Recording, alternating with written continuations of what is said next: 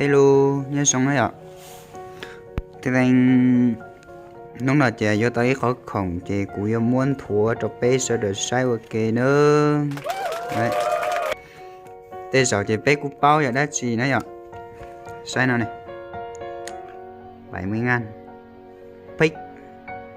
Pick guitar nữa. Đây thì làm guitar đấy, làm đầu guitar. Chị cũng yêu tôi tàu sẽ bổ sung tàu nữa. Chị tôi rồi chị cũng thua cho bé sẽ được sai ok nữa. Ok, let's go. Đua kia rồi. Tí nữa.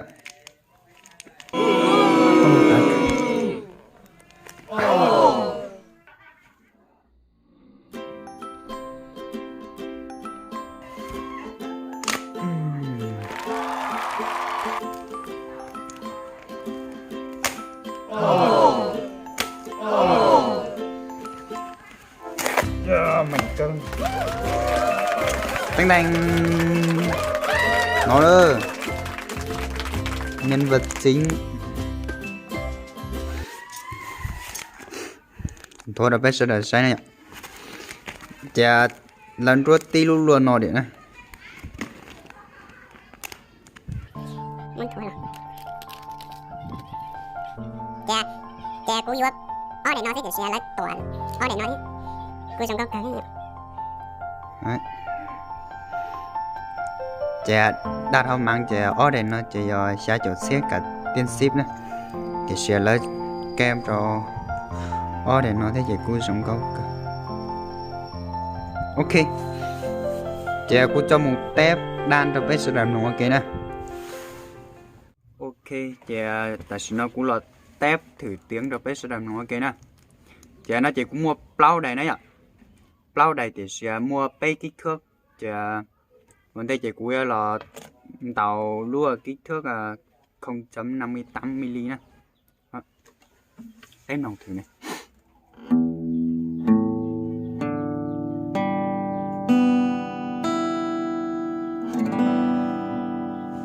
Quạt này.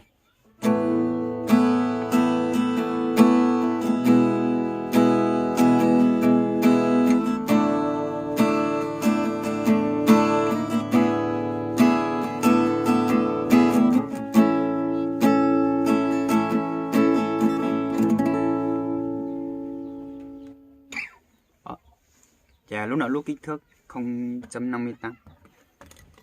Tiếp theo chà cú tàu lúa 0.73 này. Lúc nào chà nửa tua mình gì. Đây nó chỉ nửa tua mình em nồng này.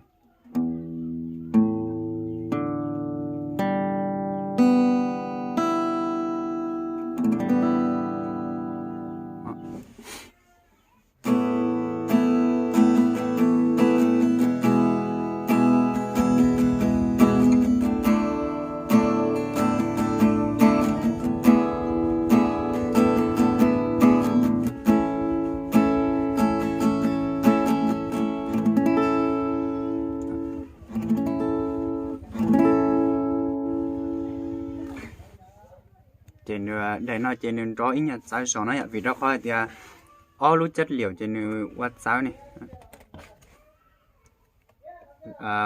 Tiếp theo thì lúa đài 0.88 này. Đây nó trên tối em ấy thế. Nông này.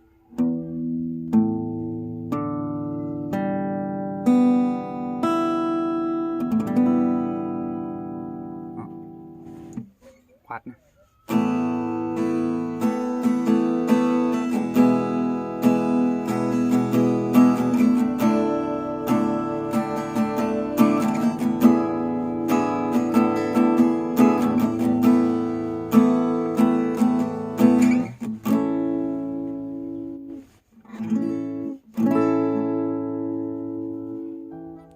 Chà cú chỉ sử dụng cho pin năng tao chỉ cú chỉ sử bao nó nhỉ.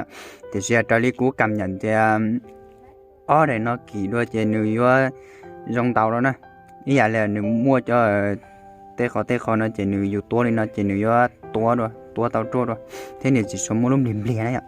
Họ đây nó chà ý là đi đu thế chà người tê rồi giờ thì yêu sai tên yêu tật tờ phui trên nữ teo nữ giống làm lá đấy thì sẽ ở đây nó trên nữ kỳ đó trên nữ mua cho bám nó